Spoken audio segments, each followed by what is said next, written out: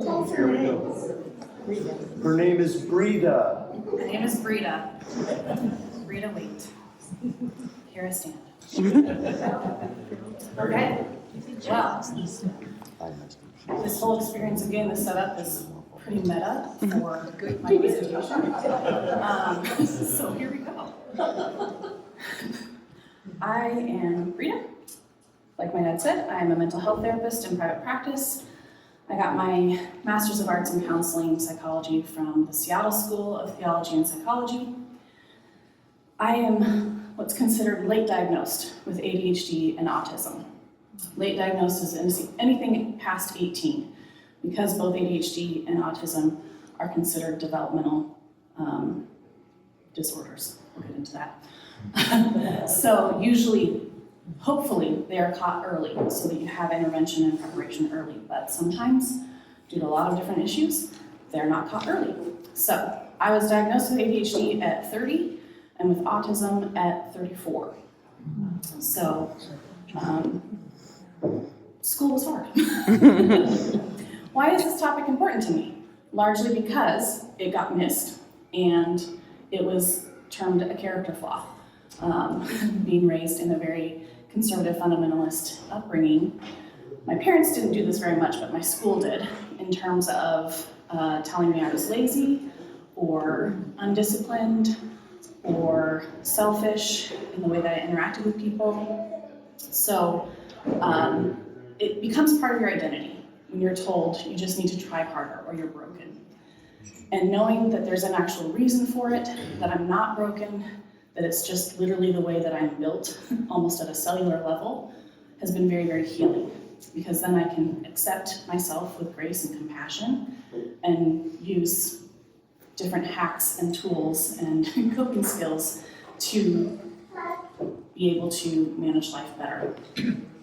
So, it's part of why I'm passionate about it. It's the type of clients I tend to attract. It's ADHD, autism, LGBTQ, and religious trauma, because often the Venn diagram is a circle.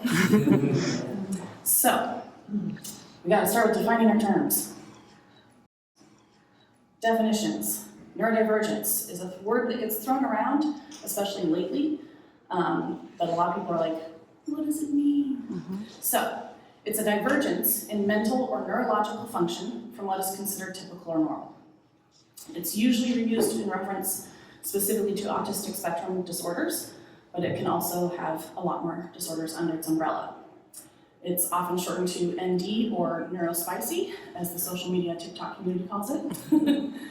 Neurotypical then is just not displaying or characterized by autistic or other neurologically atypical patterns of thought or behavior. Functioning falls within societal norms and expectations. Okay, those in the back row. Yep. I have not heard a single thing you said. Okay. And I took a toll of the table before I spoke. Thank you.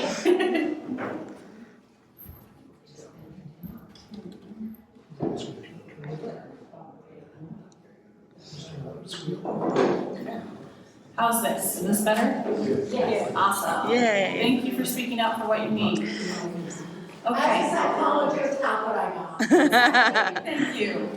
So, neurotypical is more like societal norms and expectations. It's often shortened to NT. So NT and ND sound very similar when you're speaking. So I'll try to make it clear. NT is often also called neurovanilla. So kind of just baseline, vanilla. Neurodivergence is spicy. So, caveats with all these definitions. Most DSM definitions are based on capitalism and ableism. They're based on, yes, Kaz? Could you define what a DSM is? Yes, I knew somebody was gonna ask. The DSM is the Diagnostic and Statistical Manual for Diagnosis. So essentially it has all of what have been essentially voted on to be disorders and how to diagnose them, what the criteria are, and what treatment is often helpful. So the DSM is a little bit like a translation of the Bible. It takes years for any changes to be made. Yeah. It's very, very debated. And the most recent version is the DSM-5. and it was released in 2013. And some of the changes that happened with the DSM-4 to DSM-5 was autism now holding what used to be called Asperger's is now under autism. ADHD and ADD are now just ADHD, and there's different types within those. So, within the DSM, the philosophy is essentially, it's a disorder if it affects your functioning within society, usually around work, and your ability to work in capitalism. So the medical model of disability and the diagnostic manual is, you are broken and we need to cure you. It's a disorder. The language is around deficits. You're missing something. Whereas a social model of disability is, the system is broken. You are not broken. The system is broken and needs to change to support you. You don't need a cure, you need more support. So, I don't know if you can read it very well, but the comic says, the square is saying you're gonna have to change to fit into the system, because the system is a square. And all these circles are saying, how about you change the system so we can all fit? So, most of my philosophy in bringing a neurodivergent affirming lens is saying we need more support. We aren't broken. It's not a deficit, it's a difference. So, it's all about slowly changing societal expectations and creating accommodations. So, under the umbrella of neurodivergence, there are a lot of disorders beyond just autism and ADHD. So it's Down syndrome, obsessive compulsive disorders, social anxiety, bipolar disorders, dyscalculia, which is difficulty with math and numbers, where they move. That's My mine. dad has that. Dysgraphia, where it's really hard to write, communicating what's in your brain to what you're writing. Dyslexia is difficulty with reading. Often what happens with dyslexia is you're able to see things in 3D. So like a lowercase d and a lowercase b look the same if you can spin them in 3D. And so it's very hard to read because you're like, is that letter a B or a D? Or a P. They're usually great at thinking creatively in 3D. So they usually end up in things like architecture or design or interior design or the arts.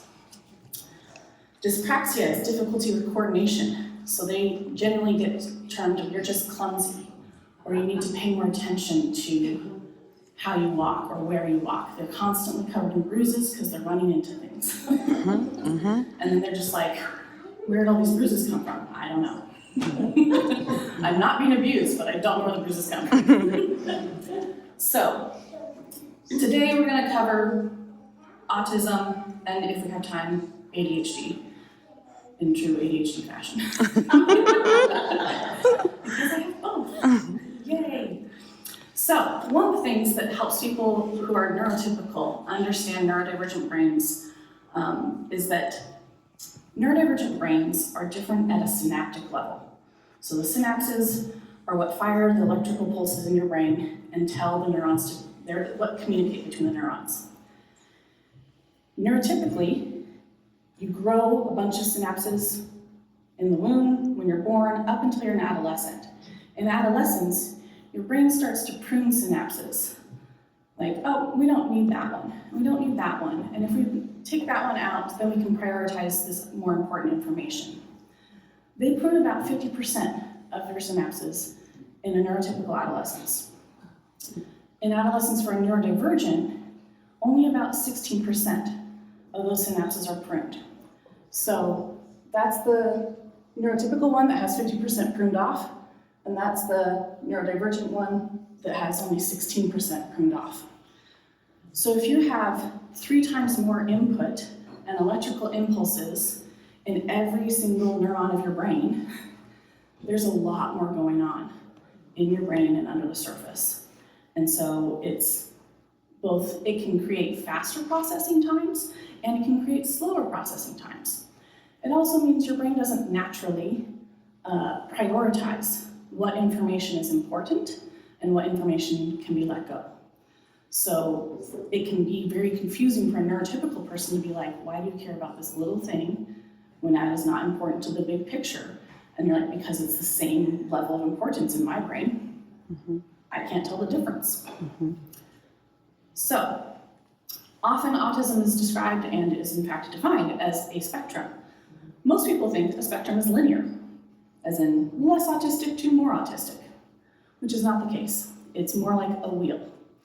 So each person that you meet with autism has variability in different areas. So emotional regulation, posture and coordination, special interests, speech ability, sensory sensitivities, repetitions, eye contact, executive functioning is a big one, anxiety, and social differences. So the joke kind of goes, when you've met a person with autism, you've met one person with autism. They are not the catch-all, be-all. Every single person with autism is going to look the same. They're not. Yes, Cass? Are you going to explain what executive function is? Oh, yes. Believe me. So, diagnostic categories.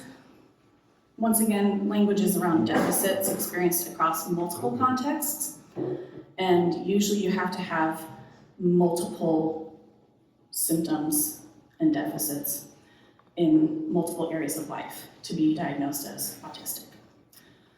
First one being social communication. So it can be trouble with verbal communication, anywhere from either nonverbal to hyperverbal. So a 3-year-old being able to name all the scientific names of dinosaurs and how they're defined differently. And like gets upset when they see an animation with a T-Rex that has more than 3 claws. They're like, that's wrong.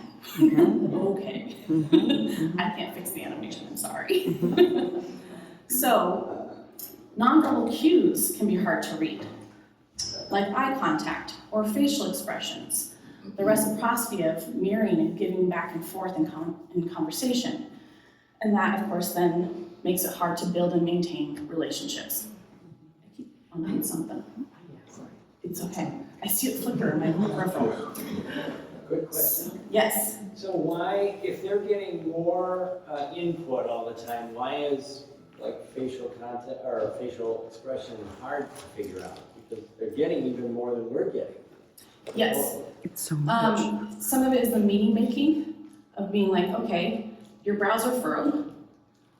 Are you confused? Are you angry? Are you hurting? Are you worried? Are you afraid? So some of it is either studying faces really closely and getting confused when your words don't match your face, or the ability to express what they're actually feeling and thinking with their face. So often they get described as kind of blunt or blank or robotic, or it's really tired at the end of the day when I've had to be really expressive with my face to communicate, I hear you and I'm understanding. So after a long day of being a therapist, I'm like, I need to rest my face, my whole face hurts. But if I'm off camera and my client is off camera, then I'm like, yeah, I hear you. I don't have to monitor what is happening on my face. So, eye contact can be a big one. Either making too intense eye contact or not making enough eye contact. Enough being relative. So I know some people where it's easier to make eye contact when you're listening, but as soon as you're asked to speak, it's a lot easier to look away to be able to talk. Sometimes it's a sense of being perceived, like, oh my God, I'm being seen right now. I've been perceived as existing and I can't handle that. But in a Christian setting, like growing up, if I looked away when someone was trying to correct me or discipline me, they took that to mean I'm ashamed or I'm guilty. When in fact, it's painful sometimes, or it's hard, or it feels very vulnerable to make eye contact. And vulnerability with autism is a very strong feeling that is very close to shame. And so yes, sometimes it was, I do feel shame. And other times it's like, I don't even know what I did wrong. But I know if I look at you, I'll feel very overwhelmed. So being told, look me in the eyes to make sure that you understand. To an autistic person, I'm like, I'll understand better if I can look away. So that's social communication. As far as reciprocity and building and maintaining relationships, as kids, most kids have an interactive play of a back and forth, and like, we're gonna role play, we're gonna be imaginative. Someone with autism might want to play by themselves, or I'll play next to you with the same toy, as long as we don't have to talk, which is shoulder to shoulder or peer relationships become difficult when somebody's like, well, they never look me in the eye, they never talk. Or if you want to play an imaginative game, and the autistic person is like, I have the whole script written down in my brain, and as soon as you deviate from it, I'm gonna get upset. And everybody else is like, why have you scripted it all out? It's play. So it can be really hard to build and maintain relationships, so it can be very lonely. Part of the communication leading into the repetitive and restrictive behavior is the hyper-focus or hyper-interest in specific things. And so only wanting to talk about your special interest, if it's dinosaurs or film and TV, like it is for me. Theology. Or theology. Or birth. So, some special interests are more socially accepted in some settings than others.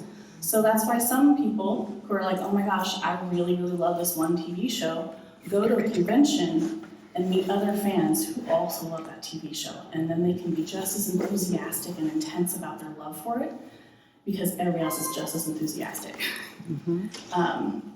So, repetitive and restrictive behaviors. If you're only sitting there going, I only want to talk to people who care about what I care about, you're gonna have fewer friends.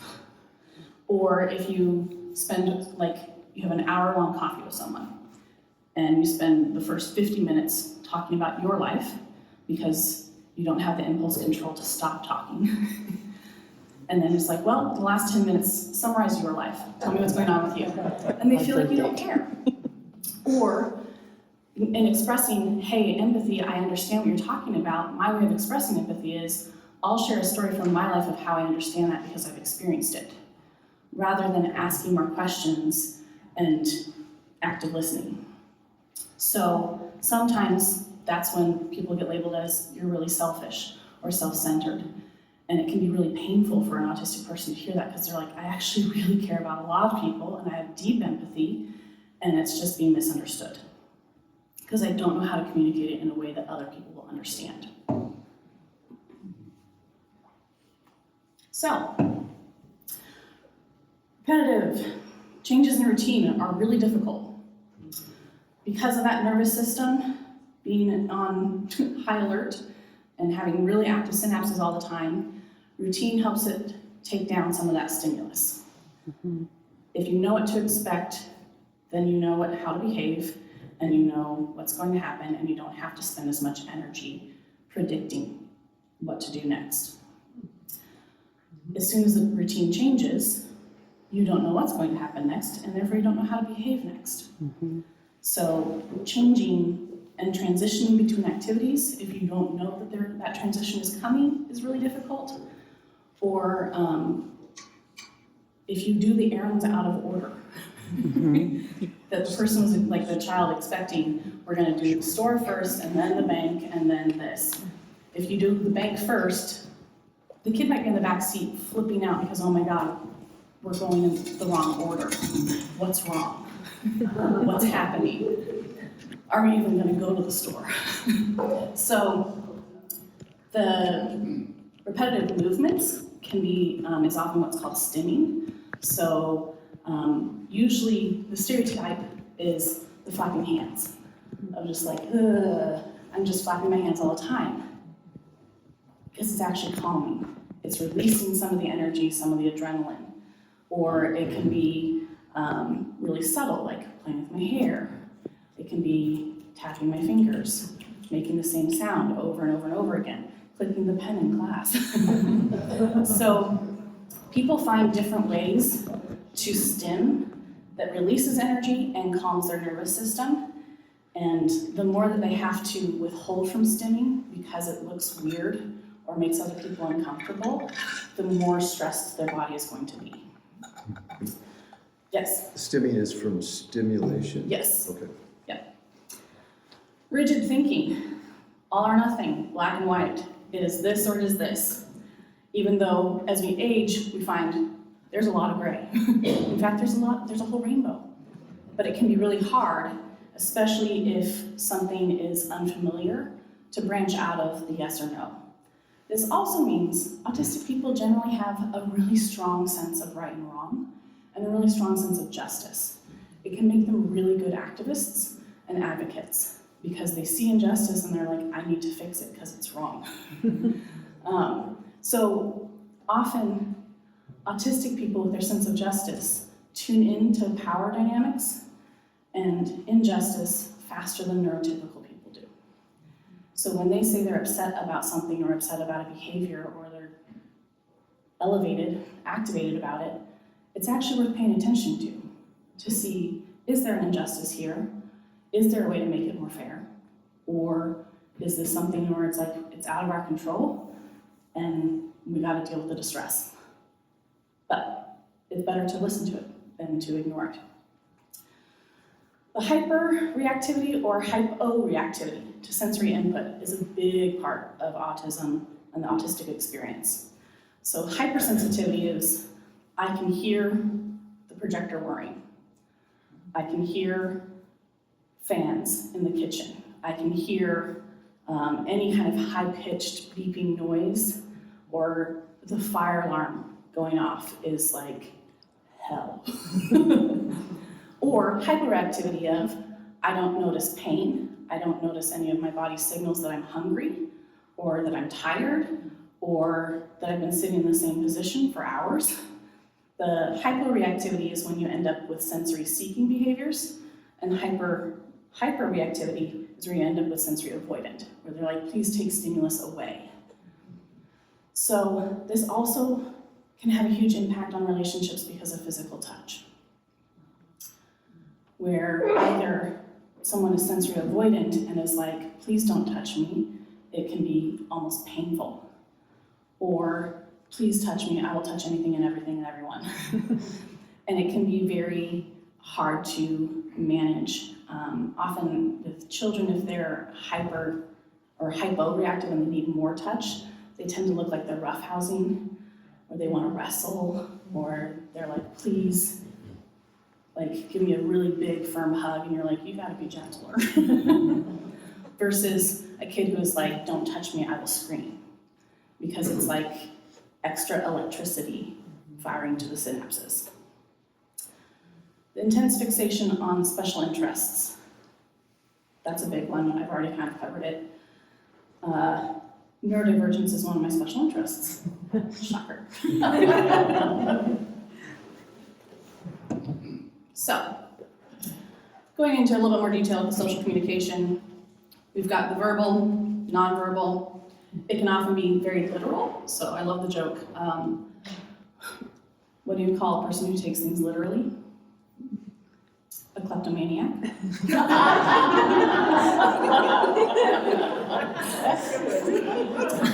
It can often seem really blunt or robotic or uncaring.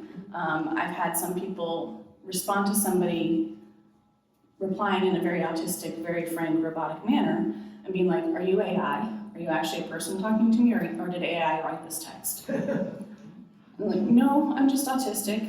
This is a real person, I just sound robotic.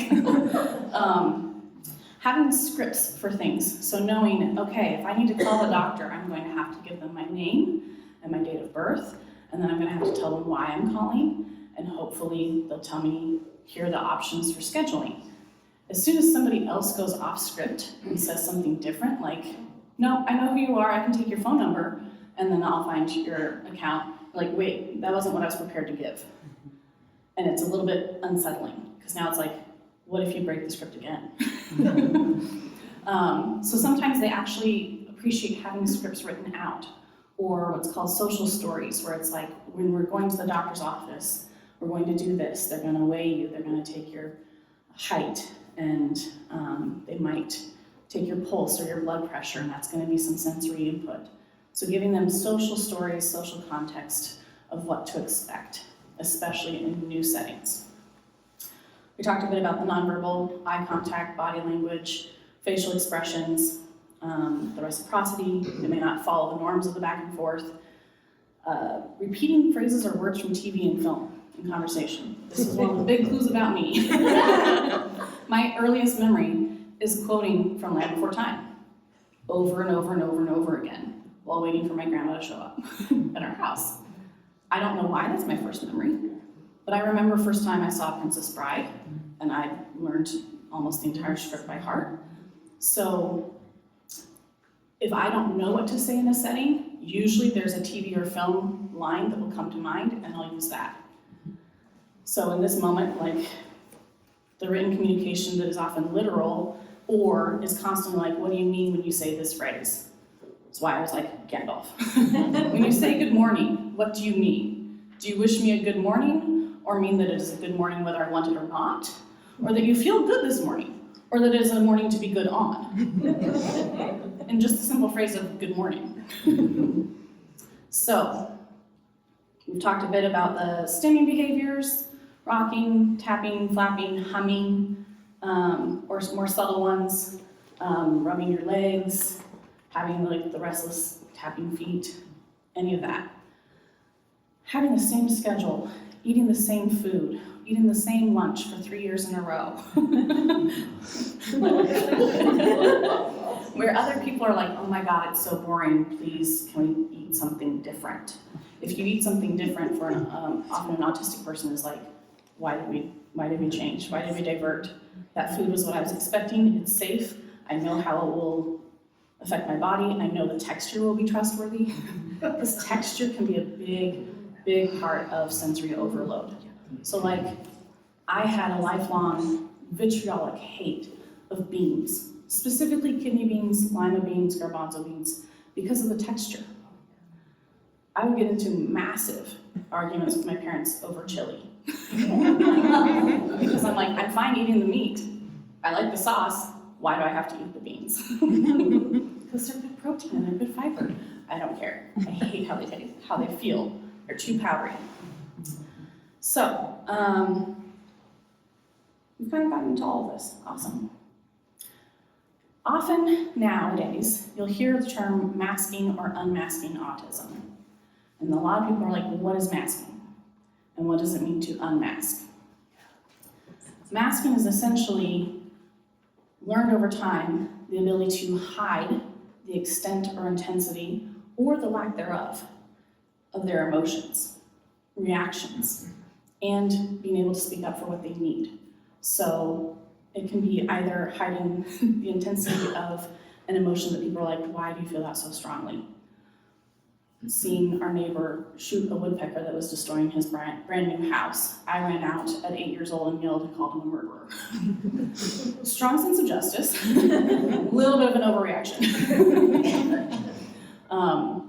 And now I'm like, oh my God, I hate woodpeckers, you're right. So, learning to hide that, hiding the strength of my reactions, hiding the strength of my emotions, or hiding the lack thereof. So if you're like, I don't really care about that, or I know I should be crying at this funeral, but I don't feel anything. Sometimes it's delayed processing, sometimes you'll cry days later, weeks later, months later, sometimes you'll never cry. That's just not how your body responds to grief. But other people might be like, why aren't you responding? Why aren't you reacting? Why don't I see grief on your face? Why are you laughing at a funeral? It can be the inappropriate response in a social setting too. Also, the hiding needs. So saying like, hey, hiding the fact that I'm overwhelmed in this restaurant situation because it's too loud and it's too bright and there are TVs going on and we're constantly getting interrupted by the waiters and you want to have a deep and personal conversation and I've gotten to the point where I'm zoned out because I cannot take in any more input. And instead of saying, hey, can we meet at home? Or can we meet at this cafe that's quieter? There's fewer people there, or at this time when it's quieter. Or saying, hey, if we go to that location, can you give me the menu first so that I know what options there are and I can research if there's any food sensitivities. And I can be prepared with what I know I want to eat or order. Because even ordering food can be a very scripted back and forth that you have to prepare for.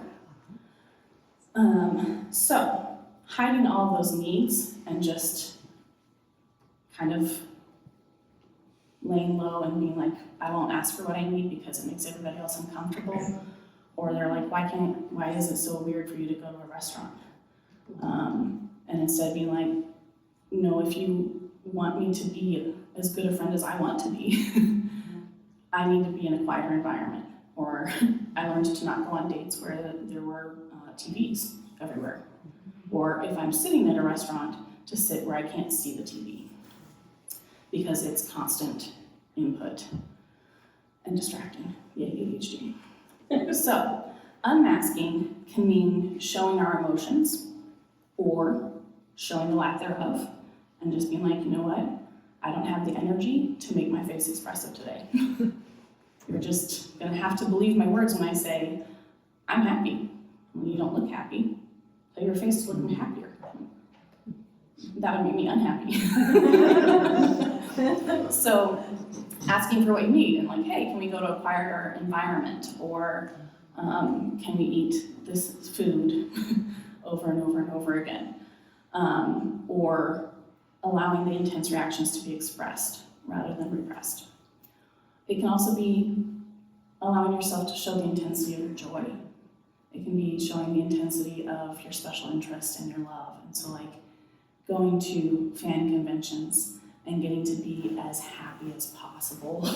It can be a big come down afterwards, but it can also be very freeing to be like, it is okay for me to love what I love and to love it as intensely as I do because other people love it.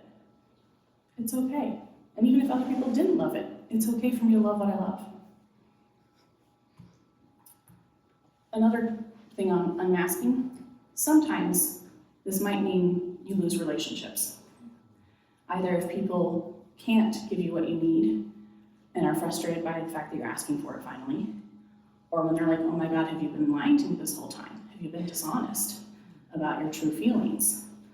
Or they are also unmasking and they're like, our needs are very opposed to each other.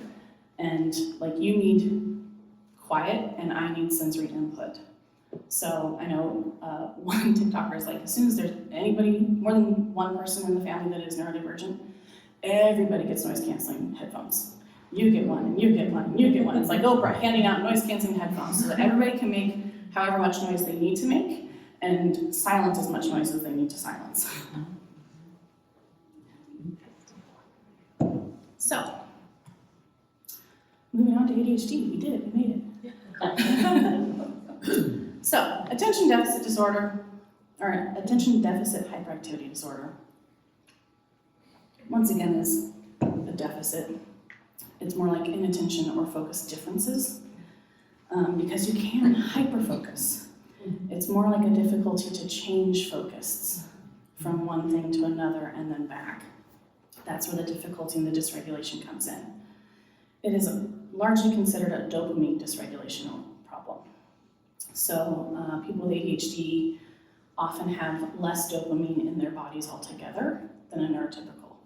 And so they have to work harder to get a dopamine hit that makes them feel better. So comfort foods, dopamine hit. Adrenaline, dopamine hit. Learning something new, dopamine hit. Getting a new idea, dopamine hit. Finishing the idea, finishing the project, actually regurgitating what you learn, you don't get dopamine hits from those. So that's part of why it's so hard, where it's like finishing the task is its own reward. No, it's not. No. So, the hyperactivity is often described as external, largely because the criteria was based on 10-year-old boys in the 70s, white middle-class boys in the 70s, whose behavior was very outward and external. A lot of women have been socialized to internalize their hyperactivity. So they look calm, they look like they can sit still on the outside, but inside it's a tornado that is just spinning constantly.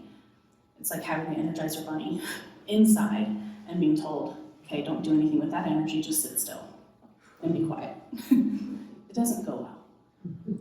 So that's part of why a lot of women get missed in diagnosis, is because they're not presenting the way that the diagnostic criteria is written based on boys. It's also why a lot of people of color get missed, because they've been socialized to behave differently, and or to hide their distress, hide their needs. Racism. Anyway, so other factors in ADHD. We're gonna get to the executive functioning, yay! Executive functioning is affected in both ADHD and autism, because there is a large overlap between ADHD and autism. I'll get there eventually. Executive functioning is in the prefrontal cortex, the part of the brain that develops last, of course. And it's essentially the ability to make a decision and then act on the decision and then follow through. So executive functioning is like, okay, I know that I need to do the dishes before bed. That means I need to make the decision to get up off of the couch and stop playing the game on my phone. And then do the dishes and finish them, or decide where the finishing point is before I can go to bed. With executive dysfunction, it's like, okay, I know what I need to do. As Paul says, I know what I need to do and I know what I want to do, but I don't do it. The impulse control side of executive functioning is, I know what I don't want to do and I do it. And so often I describe it as trying to drive a car where the gas and the brakes wiring has been switched. So you think that you're pressing on the gas to go through an intersection with a green light, and the car just stops. And everybody starts honking behind you like, why aren't you moving? You're like, I'm pressing the gas, I don't know. I don't know why I'm not moving. I'm doing what I've been told to do, to drive the car. The impulse control being, I'm pressing the brakes, and I go flying through the red light. Because the wires are crossed. And everybody's like, learn to drive. And you're like, I did. If you were driving this car, you'd be having trouble too. So sometimes medication helps with the executive function in terms of being able to tell your brain, okay, if you want to move forward, step on the brake. If you want to stop, step on the gas.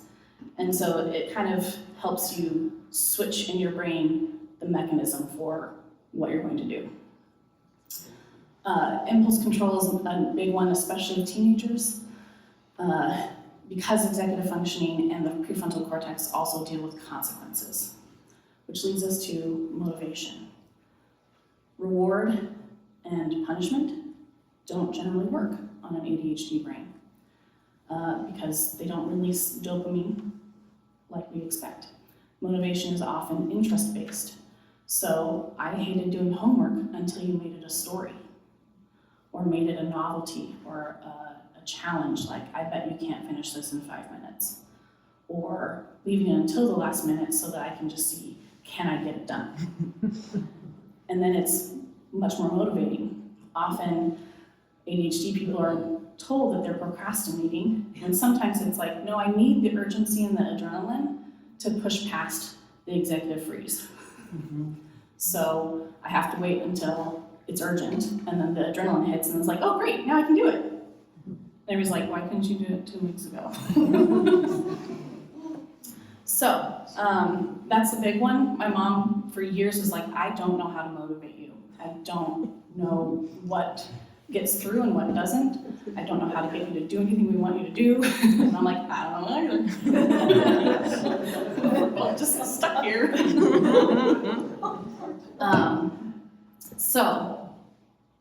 But then as soon as it was like, let's make this a story, or let's put it to music, and suddenly it was a novel, then I was interested in it. One of the most memorable punishments was actually the removal of something I was interested in. I had stayed up until 2 a.m. reading a novel after I had agreed to an 11 o'clock lights out curfew. My mom caught me and was like, not okay. And so they decided, since it was about reading, we're going to take away novels. But you can decide how long you think the punishment should be. We'll get to the time blindness factor. I didn't know how long 90 days was. I just had heard like 90 days, 0% guarantee you money back energy kind of thing on TV. So I was like, 90 days. That's just a nice round number that I've heard repeated a lot. I didn't know that was 3 months of not being able to read novels. They did allow me to read nonfiction, so I read a lot of biographies in those 3 months. But it was very memorable, and it was connected to what I had done wrong. Whereas something like spanking or grounding, if I got grounded, I was like, thank God. I can stay home. I don't have to go out. I don't have to go to parties.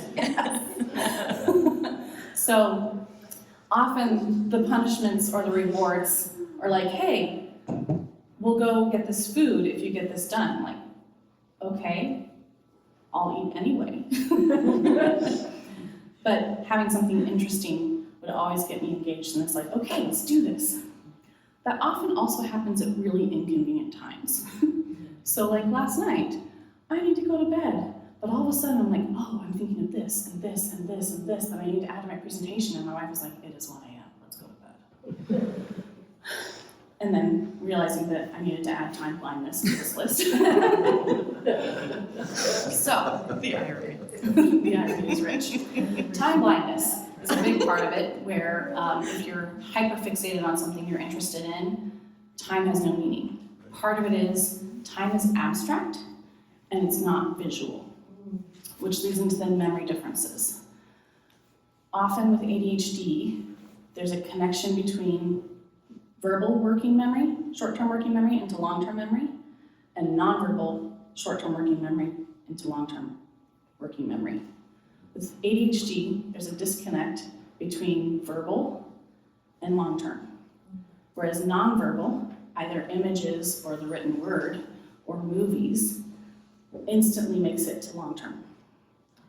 And so giving someone verbal instructions or directions like take a left at the next light, in one ear, out the other. Especially if I'm already looking at something else. Or, hey, can you please go do the dishes? If I'm reading something at the same time that you say something to me verbally, I will not comprehend a single thing you say. So my mom learned, like, okay, look at me, make eye contact, stop reading what you're reading, repeat back what I said. Or make to-dos visual. So make a list, or making your calendar, your schedule into images, or with kids who are constantly forgetting to bring their PE clothes or their band instrument, having a picture by the door that has them with all the things they need for school that day, and say, do you match the picture? Do you have your coat? Do you have your backpack? Do you have your lunch? Do you have your trumpet? Okay, now you're ready to go out the door for school. But if you just list off, are you ready for school? Yeah, I'm ready to go. Sure. Or if school is boring, no. So memory differences can make a big, big difference in how your intelligence is assessed as well.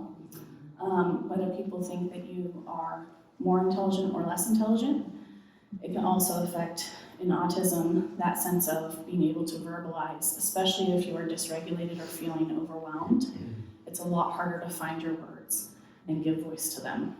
So an autistic shutdown is usually when you go unverbal, as we put it, where it's essentially, it's too hard to form words, but I might still be able to text words. So being able to say, okay, hey, it seems like you've shut down, you're not making eye contact, you're really quiet, and I can tell something's wrong, but I don't know what. Instead of saying, use your words, like we say to kids a lot, saying, can you either show me a picture, or can you text it to me, or asking yes or no questions where they can nod, or give a thumbs up or a thumbs down. So keeping the language and conversation really simple, that can be communicated in either hand gestures or text. The other one that often people haven't heard of, moving on, is rejection sensitivity dysphoria. What on earth is that? It's essentially being hypersensitive to anything that might be considered rejection. So somebody not being effusively energetic about seeing you, like, well, obviously they hate me. No, they never said they hated you. They just didn't overtly say, oh my gosh, I love you. Or if you say, hey, I disagree about something, and then somebody's like, well, you're wrong. Instant shutdown. Where it may not be that black and white. It may just be, we have a difference of opinion. But dysphoria can mean you actually feel that rejection physically. It can be painful, it can make you feel sick, it can completely shut you down. So anytime I thought I was in trouble at school, I would be sick for days beforehand. Just clenched stomach, clenched shoulders, like, I'm in trouble, something's wrong, somebody's gonna be mad at me. And so you can think that you're like, everything's fine, I'm not mad at them at all. But even the slightest, hey, I can't talk right now, can be taken as rejection and can be extrapolated into, I'm too much, I'm too needy, I have to go away, nobody wants me. And so rejection sensitivity dysphoria can be a very difficult experience to manage and very difficult to articulate. And it can be helpful if you know that that's something that's going on. So it can be like, hey, it's not because I don't like you, this is what I'm doing with my time right now, and this is when I can talk to you next. And I do actually want to talk with you. It's not anything that you're doing, you're not too much, I just have this priority right now because I'm at work, kind of thing. So structuring it so that somebody can begin to internalize, they're not mad at me, they don't hate me, I'm okay. I didn't put this in my notes, but rejection sensitivity dysphoria can also be a big role in people's relationship with God and their relationship with church. If there's any sense of God is mad at me, or God is angry, sinners in the hands of an angry God, that can trigger a physiological dysphoria, a physiological pain, sickness, tension, and it's really, really hard to believe when somebody says, but God loves you, but also God is angry. It's hard to believe that two things can be true at the same time, or that even if God is angry, he's not going to kill me. So rejection sensitivity dysphoria is something that is often overlooked with ADHD, but can have a big impact on relationships and functioning. So, the overlap between ADHD and autism. Before 2013, in the DSM, you couldn't be diagnosed together. You had to pick one or the other. And so they didn't do research on how often they actually co-occur because you had to decide one or the other. So they didn't have records of how many people were also ADHD and also autism. But now that they're starting to look at it since 2013, since they changed that requirement, they're finding 60 to 70, sometimes even up to 80% of autistic people also meet the criteria for ADHD.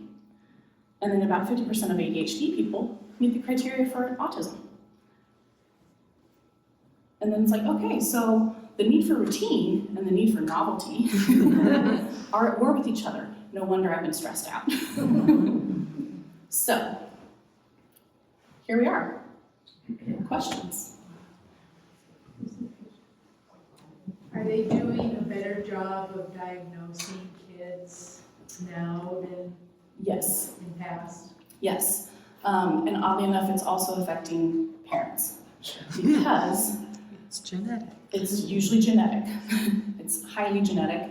And most parents who bring in their kids, because the teachers are like, they're not behaving normally. They bring them in for assessment, and then the more they hear about the assessment, the more they're like, I didn't think that was abnormal because I was like that, or I am like that. Do you think I'm autistic? Like, yes, honey. But it can be really healing, because the more affirming we are of it's not a deficit, it's a difference, and it just needs more support. And it's not about creating more functioning for capitalism, it's about how can we help you live the embodied full life that you want to live. And actually get your needs met. Then suddenly You have parents unmasking at the same time that they're trying to help their kids unmask. But that means there's a lot more connection happening and a lot less misunderstanding, a lot less labeling of this is a character flaw that you just need to change or you just need to try harder. It's actually, no, maybe you need to rest. Maybe you need to take a break because your brain is overworking to try and keep up. One of the other things people are like, it's just a trend now. No, it's always been around, we just didn't have words for it. And part of why it's becoming more of a trend is largely due to social media and the internet, more people having more access to more information, and more people being more honest about, hey, this is my experience, this is what my brain is like inside. Is anybody else like this? And other people be like, oh my God, you said the thing. Yes. Is medication always the answer? No. What other modalities or treatments? A lot of it can be learning coping skills and regulation, learning how to soothe your system, figuring out what works. So figuring out either is it sensory avoidant or sensory seeking? Do you need more input to calm down or do you need less input to calm down? So like before this presentation, I found myself getting hot and overstimulated and a little bit anxious because there were so many people around me all trying to fix the problem and all asking me different questions. And I'm just like, I need to go be alone for just 2 minutes so I can be grounded for this appointment, for this presentation. So some of it is learning that awareness of, oh, that's what's happening. And I just need to take a step away. I just need to have a little bit less sensory input, and then I'll be able to come back and rejoin. ADHD is a lot more helped with medication. A lot of people who have fought it for a long time because they're worried they're going to lose their sense of self because they've built an identity around being quirky or weird or flexible or I'm fun or whatever the case may be. And they get on medication and they're like, oh, I can think clearly. My brain got quiet and I can actually like make the decision to stop something. Or suddenly I have more friends because I can actually have a back and forth conversation instead of just impulsively word vomiting. So yes. Remember when you went on meds Mm-hmm. and you called us and you said, is this how the rest of you think? Yes. It's like glasses. It's like glasses. Medication is a tool, and sometimes it is helpful and sometimes it's not. And every person has a different reaction and interaction with meds. It's a whole nother conversation to talk about physical health comorbidities that happen a lot with autism. Yes. Yeah, and you did cover this, and I don't know if you wanted to, but some autism is brought on by severe trauma.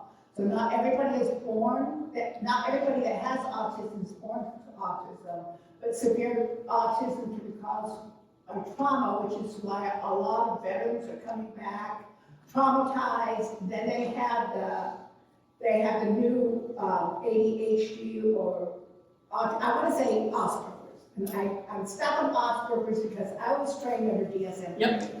So I'm an old one here, but then a lot of the soldiers and a lot of people of trauma have it too, and you're not always born with it. It can be created in you. To some extent, yes. Also, it is not caused by vaccines. The joke is actually, it's not caused by vaccines. That's a big one. That's a big myth and a big misconception. Unless it's severely traumatic vaccine. The joke is actually that autism causes vaccines. Because your special interest Because it's your special interest to figure out how to save people and help and heal. And suddenly we have more science that supports vaccines and more people are alive today. Shocker. Yes. How are these things actually diagnosed? Primary care physician is not in any position to do anything No. like that I've known. How does it get diagnosed? So usually you have to start with a primary care physician who can then refer you to someone who can assess it. Usually that is a psychologist or a psychiatrist. Most mental health therapists don't have the credentials to assess it. It is a pretty rigorous testing because it's all about figuring out all the different levels of functioning in different areas. So mine was like a day-long assessment, which I was exhausted for days afterwards. But then it's just one and done, you're over it, there's a diagnosis. The UW Autism Center has found that most people who self-diagnose accurately. That essentially, if you've done all the work to take all the online tests and questionnaires, and you've done all the research about diagnostic enough to say, I want to get assessed and get it formally addressed, usually you're right that you're autistic, because most non-autistic people won't go to that level of research to figure out if they're autistic or not. So, and usually people who come in who are like, somebody else told me to get assessed, but I don't think I'm autistic, they're usually right as well. So, the main time that diagnosis becomes important is when you're talking about disability, which kind of goes back to the medical model versus the social model of disability. If you need a formal diagnosis from a psychologist or a psychiatrist, or some doctors do specialize in like pediatric care and recognizing developmental disorders, then it becomes part of the record. And then you can actually say, hey, I need more support. I can't work a full-time job in late-stage capitalism because it is literally exhausting and too overstimulating and I can't do it. I need more financial support from the state. So diagnosis is usually most valuable if you're looking to get on disability, but if you don't need to get on disability, often the suggestion is don't waste your time and money on a diagnosis or an assessment, because often it takes anywhere between 6 to 18 months to be seen for an assessment, and most insurance doesn't cover it, and so it's usually about $2,500 out of pocket. And essentially you come away with, yeah, your assumption was right, or no, you're fine, not fine, but like, you're neurotypical. And lovely world that we live in right now, having a diagnosis on file can actually be really dangerous. There are some states and some countries that won't let you immigrate if you are on record as autistic, and they won't let you adopt children or foster children if you are on record as diagnosed autistic. Obviously that is wrong. Autistic people have been raising kids and moving and living for millennia. We can still take care of people. We can still take care of ourselves. Our support needs are just different. Also recently with politics and RFK Jr. talking about sending autistic and ADHD people to wellness camps,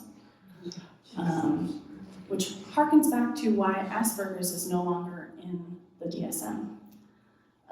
Because Asperger's was first listed as a diagnostic criteria by a Nazi doctor who was trying to determine what level of disability was still functional in work camps, and at what level should they just be killed. I think that has to do with the billing aspect of the DSM too. Yes, yeah. Sorry, you got me in there, you're gonna catch it. Yep. The DSM is used primarily for billing. Yes, yeah, to essentially convince insurance that you need to pay for this visit or this care or this treatment. Rather than somebody being able to just say, hey, I'm not happy with my life right now, I'm not happy with my functioning, can somebody please help me? And that being the only justification you need to get help. You have a question? Yes, picking up a little bit with what you were saying previously, since about the 60s, there's been a growing movement toward appreciating the necessity of diversity, equity, and inclusion Yes. of these populations. Yes. Now we see a radical reorientation of that. Yes. And what is your sense on the likely impacts, especially on children growing up in the current environment? If it continues the way it's going, it's not going to be good. But one of the beautiful things about the internet now is once you have information, you have information. So a lot of the ability to say, oh, that's what's going on, that's what's happened to me. I can talk to other people who have realized it's not laziness, it's not a lack of discipline, it's not a lack of self-control. You can internalize a lot more of the self-compassion and say, hey, I'm not actually broken, I'm different, and that's a beautiful thing. The world needs more diversity. We don't have to be defined by the government saying, this isn't okay. Preach. Yes. I would, yeah, but you just answered my question a little bit, but to give somebody who might be that, some more information, what website do you recommend or books, are there books to Yes, brilliant question. The website embraceautism.com is incredibly helpful. It is written by both a psychologist and a doctor who are autistic themselves, and it goes through all the different screening materials that are usually what would be used to say, yes, maybe a longer assessment would be worthwhile, versus, might be neurotypical, might be fine, or you might be just below the threshold of getting diagnosed. They also go into the scientific validity of a lot of those screeners and say this is what it's missing, and this is what it doesn't judge, and why that might be important. There's a lot of educational blogs on that website. With April coming up being Autism Awareness Month, please do not give money to Autism Speaks. Do not support them. Do not use their blue puzzle piece to advertise anything. They are not autistic people. They are saying that they're speaking for autistic people, but they're not actually autistic themselves. And the main thing that they're looking for is a cure rather than changing the system. So they actually perpetuate a lot of harm. And most people who aren't autistic or aren't aware of what they actually believe and what they do are just like, hey, yeah, I want to support autism awareness. Let's give money. No, not to them, please. So, Embrace Autism. One of the books that can be really helpful is Unmasking Autism by Dr. Devin Price, as well as their second book, which is Price, Price. And then their second book is Laziness Does Not Exist, which kind of gets into that aspect of it's not a character flaw, it's brain neuroscience. Yes. How much does things like Myers-Briggs type indicators, is it related to some of these things? Because the thing you said about having difficulty ordering at a restaurant, I always have to go last. I have to hear what everybody else is going to eat before I can possibly make a decision. Or I always go to the same restaurant and I always order the same thing. But I always thought that was related to the perceiving end of the Myers-Briggs type indicator. I don't know enough about the overlap. However, I know that there's more and more science discrediting the Myers-Briggs personality. What is Myers-Briggs? They're the personality types with the 4 letters. So like I'm ESTJ, I'm extroverted, sensing, thinking, judging. It's a whole thing. It's essentially, it's 16 different types of personalities or mixes of different things that talk about introversion versus extroversion, how you make decisions, so sensing or perceiving, whether or not you base some of those decisions on thinking versus feeling, How you process Judging and how you versus- process information. And so some organizations use them to help people understand, like, hey, there's nothing actually wrong between you two, there's just a difference in how you perceive and judge things, and whether or not you're expecting somebody to be an extrovert or an introvert. It's used a lot in workplaces. But, yeah, it's used a lot in workplaces. Yes, I have a question about medications. yes. If a student has been on medication for years, 10 or more years, is there a harm in staying on it full life? Or does your brain ever change because you've been learning to use different coping mechanisms on the medication so that you might go off it, or is there harm in staying on it? That is a good question. That's part of why I'm not a prescriber. A lot of what they're finding now is that some of the concerns around, especially stimulants for ADHD, don't actually cause long-term harm to the heart like they thought. Sometimes it's about dosing and not doing as much. So like if I'm on my ADHD meds, I only drink 1 cup of coffee. Otherwise, it does speed up my heart and I get jittery. But if I just have coffee and not the ADHD med, then nothing's gonna get done. But one of the signs sometimes of how people figure out that they need medication is they take recreational drugs and they feel better. So they're like at a party and somebody gives them cocaine or speed or ecstasy. Everybody else gets high and they're just like, I just feel calm. And they're just like, why is everybody else high? I'm like, oh, maybe there's something to this whole stimulant thing. Or being able to drink coffee and take a nap immediately after.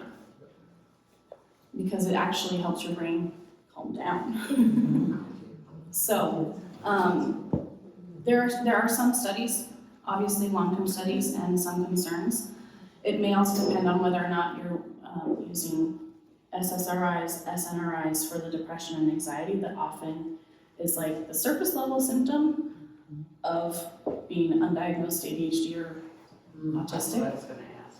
Yeah. That's the most common Yes. misdiagnosis, is depression and anxiety. Yes, That's what I thought, and all that Yeah. information, I could just see there are a lot of yes, people on antidepressants, and it's got nothing to do with anything. So- yes, yeah. So it can be the internalized, like, I need to be functioning, or I need to be feeling more than numb, or I'm so anxious about getting everything done that I end up feeling anxious all the time. It's like, oh, yes, it might help to have an anti-anxiety med, but it also might help to have an ADHD med if you're actually ADHD. So I often end up with clients who are like, none of the antidepressants and anti-anxieties help me at all. Maybe because they're not what's wrong. So there's also growing research backing up temporal magnetic stimulation, which I thought was like electric shock, but it's not. It's using magnets to stimulate different parts of your brain. And often people who don't respond to antidepressants or anti-anxiety meds do respond to that. But you have to prove to insurance that you've tried everything else. It's very frustrating. It has very low side effects and it doesn't hurt. And essentially you do it for like 6 weeks and then usually you're feeling better. And He has got 50 pounds of RTMS and he's getting ready to go through his therapy. okay, So we can talk about RTMS. yeah, we can talk about it. It's still new, yes. I've been given the, it's time to wrap up signal. Because this is my special interest and I will info dump. So, thank you so much for being willing to learn.